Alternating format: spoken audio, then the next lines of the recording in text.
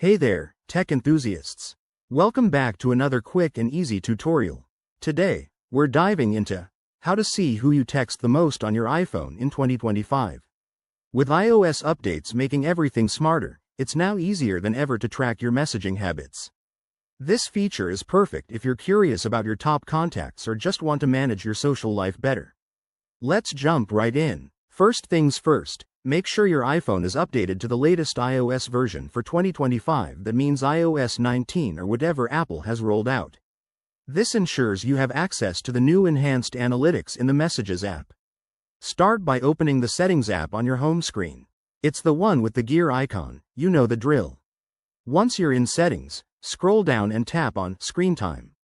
This is your go-to spot for all things related to your device usage. If you haven't set up Screen Time before, you'll need to enable it here. It's quick and helps with privacy, so it's worth it. Now, within Screen Time, look for the Communication Safety, or App and Activity, section. Apple might have renamed it, but it's all about tracking interactions. Tap on that, and you'll see a breakdown of your messaging activity. Here, select Messages to view your top contacts. iOS 2025 introduces a neat feature that shows a list of people you text the most, based on frequency and recent activity. You might even get some fun stats, like total messages sent or average response time.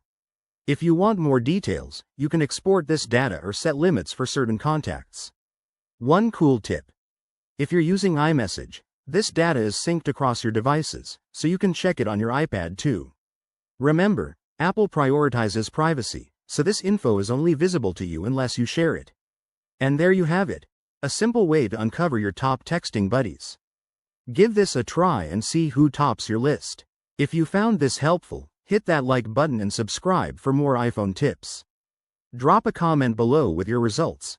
I'd love to hear from you. Thanks for watching, and stay tuned for the next one.